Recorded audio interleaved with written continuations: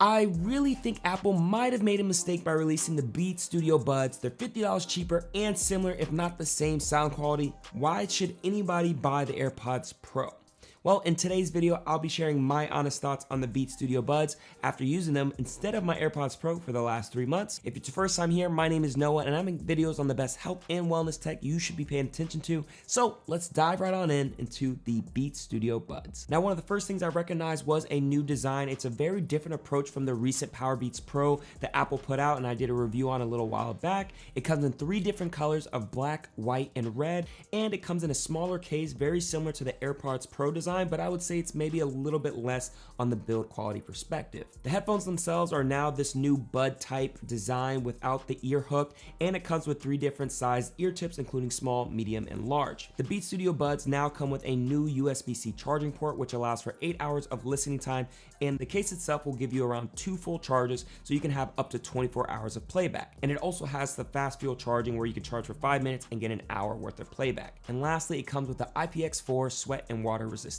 Now, from a functionality standpoint, the Beats Studio Buds work with both Apple and Android devices. It also has active noise cancellation where you basically get to hold the Beats logo button and you can switch between transparency mode and noise cancellation mode, and you can actually control which headphones activate each one in your Bluetooth settings. Now, it also has a couple of gestures and fun features that you can use on the actual headphones themselves, such as any type of voice assistant like Hey Siri or Google. You can also control your music, so playing or pausing songs or skipping a track. You can answer to in calls, and lastly, you can locate your Beats with the Find My app. Now, there are a few key features that are missing from the Beats Studio Buds. This includes not being able to control the volume with the actual headphones themselves, similar to how the Powerbeats Pro had their volume up and down on the actual device itself. And there's also no H1 chip, which means no sharing audio. You can't do the ear fit test. There's no auto switching between devices. And what I think is the biggest bummer is actually when you take out your headphones, it doesn't pause the music or whatever you're listening to. So you can see there are definitely a few sacrifices made from the functionality standpoint. Now, what you guys probably really care about is sound quality. Now, I'm not gonna be technical. I'm just gonna share my personal experience and opinion.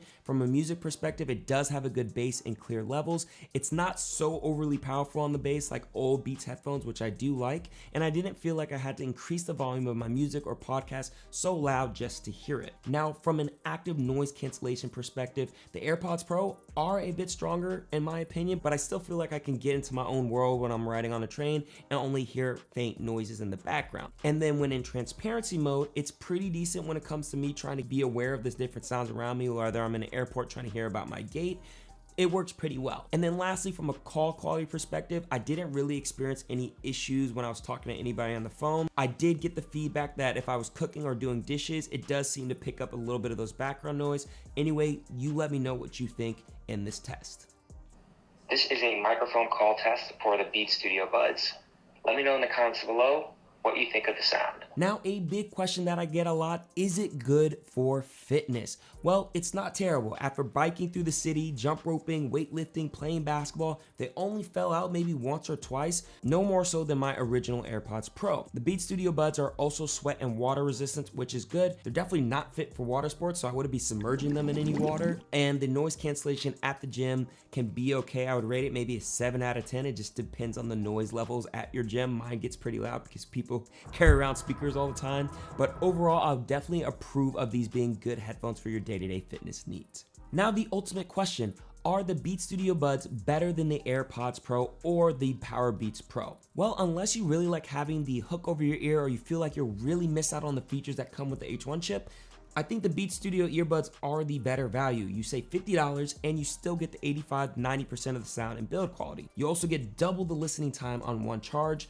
less connection issues, which honestly my AirPods Pro, I experienced that so much where basically my left side would be able to listen to music and all that, and then the right one just would never work. So I really did like the stability of the Beats Studio Buds. But if you want a more secure fit, especially for fitness purposes, you could go with the Powerbeats Pro, which also have the H1 chip. You will be sacrificing a bigger case, a couple of the software issues, and it's a little bit more expensive, being at $199 or I think maybe $175 on other sites like Amazon. But I definitely say it's a better buy over the original AirPods, no question, just for the new features and the noise cancellation alone. So yes, I think Apple did a great job with the Beats Studio Buds, and I definitely recommend you consider them if you're in the market to replace or get new headphones for working out or even just day-to-day living. If you are wondering where the best place to buy these headphones or any of the headphones that I mentioned, make sure to check the links in the description box below. Just as a heads up, those links do give a kickback for our channel with no extra cost to you. Anyway, I hope this video was extremely helpful for you. If it was, go ahead and pound that like button, subscribe if you haven't already,